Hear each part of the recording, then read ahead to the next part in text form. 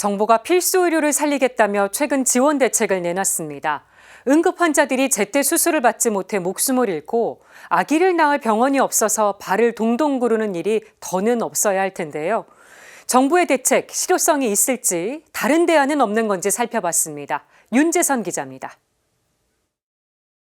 정부가 내놓은 필수의료 지원 대책의 골자는 응급수술과 분만, 소아진료를 필수의료 분야로 지정해 공공정책 수가로 더 많은 지원을 하고 병원 손실을 보전해 주겠다는 겁니다. 고위험 산모들이 점차 늘어남에 따라 일정한 시설과 인력을 갖추고 고위험 분만을 수행하는 의료기관들이 안정적으로 산모를 진료할 수 있도록 집중 치료실과 고위험 수술에 대한 지원을 확대하겠습니다.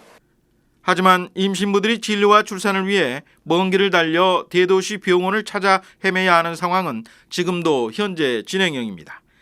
실제로 전국 250개 시군구 가운데 63곳은 아기를 낳을 수 있는 분만 시설이 없습니다. 전국의 소아 전문 응급의료센터는 9곳뿐이고 중증소아 응급 환자가 발생했을 때 입원이나 수술이 가능한 병원을 찾아주는 시스템은 거의 찾아볼 수 없습니다. 이러다 보니 아이들이 크고 작은 병으로 아플 때 혹시 제때 응급치료를 받지 못하는 건 아닌지 부모들의 우려는 여전히 가시지 않고 있습니다. 정부는 지방병원 등에 전공의를 우선 배치하고 과목별 정원도 조정하기로 했습니다. 지역별로 병원을 묶어 야간 상황을 담당하도록 하는 순환 당직 제도도 도입하기로 했습니다. 하지만 보건의료단체들은 정부의 이번 대책으로는 필수 의료를 살릴 수 없다고 주장합니다.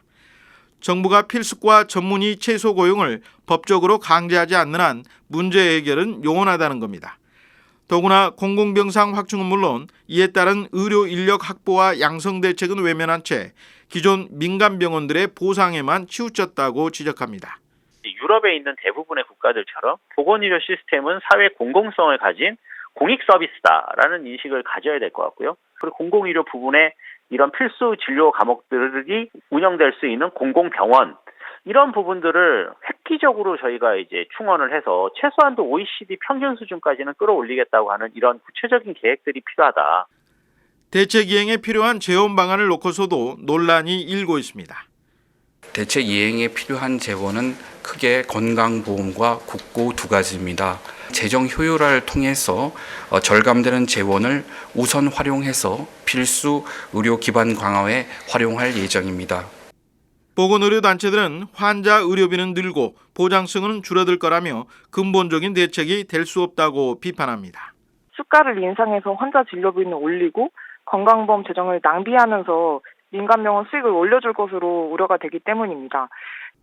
우리나라 인구 1000명당 병상수는 OECD 국가 평균의 3배에 이릅니다. 이 가운데 90%는 민간 병상입니다.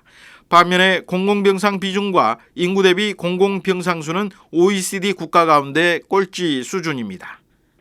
사실 근본적으로는 이런 보건의료 시스템이 우리 사회를 유지하는 공공 서비스라는 인식보다는 한국에서 그동안 계속 이걸 산업이고 돈벌이라는 인식 하에서 계속 정책을 수립해 왔거든요.